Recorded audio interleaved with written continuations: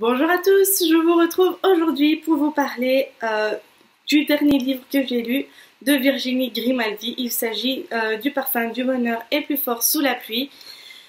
Je ne sais pas comment vous dire que j'ai eu un énorme coup de cœur pour ce livre parce que honnêtement, j'étais tiraillée entre le fait de continuer à lire parce que je voulais absolument connaître la suite et le fait que je ne voulais pas terminer l'histoire et ne pas quitter Pauline et Jules parce que honnêtement j'ai énormément aimé ce livre, je me suis attachée au personnage à fond.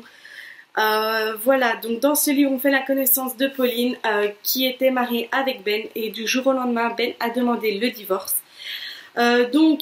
Pauline se retrouve donc chez ses parents avec son fils Jules et donc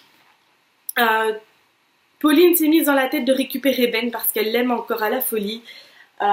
Et donc elle va lui envoyer une lettre tout le mois d'août, une lettre par jour. Elle va lui envoyer un souvenir qu'ils ont ensemble, un souvenir heureux, pour lequel justement elle espère qu'il revienne vers elle parce que voilà, elle l'aime toujours du fond du cœur. Lui malheureusement c'est autre chose. Et donc elle lui envoie une lettre tous les jours.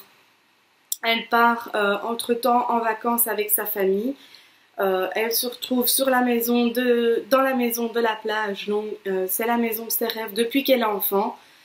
Et donc on va suivre ses aventures à elle, tandis qu'avec les aventures de ses parents, avec les aventures de son frère et de sa sœur.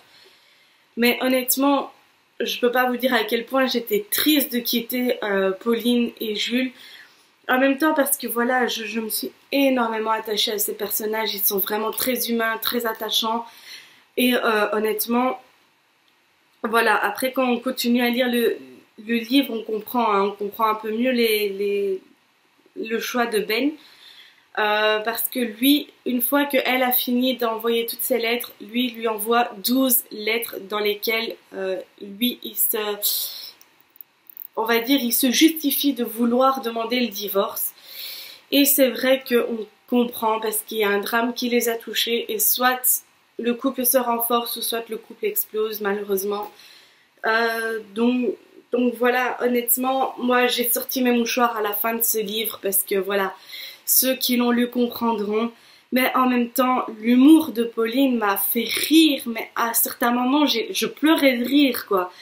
Je trouve cette histoire vraiment géniale et je la recommanderais à 100% à qui voudrait lire une histoire fraîche, on va dire, mais en même temps, voilà, elle a abordé, on va dire, un drame tout en mettant de l'humour, on va dire, voilà. Moi, je trouve que Virginie Grimaldi est très douée pour ça, pour aborder des sujets qui sont quand même assez durs parce que voilà, on parle d'alcoolisme, on parle de décès avec humour qui le rend un peu plus léger, un peu plus frais tout en restant dans le deuil et dans l'alcoolisme et tout ça. Donc je trouve honnêtement que cette lecture était géniale. Dès qu'on ouvre à la première page, on n'a plus envie de le quitter. Si j'aurais pu le faire, j'aurais fait des nuits blanches pour pouvoir le terminer, mais en même temps, j'étais tellement triste de le terminer. Donc voilà, j'en ai fait également une chronique sur mon blog que je vous laisserai ici dans la barre d'infos. Sur ce, cette revue est maintenant terminée, j'espère qu'elle vous aura plu. N'hésitez pas à me dire en commentaire si vous aussi vous avez lu ce livre et qu'est-ce que vous en avez pensé. Si vous aussi vous avez eu un énorme coup de cœur pour cette lecture. Donc sur ce, moi je vous dis à la prochaine pour une nouvelle vidéo et je vous fais de gros bisous.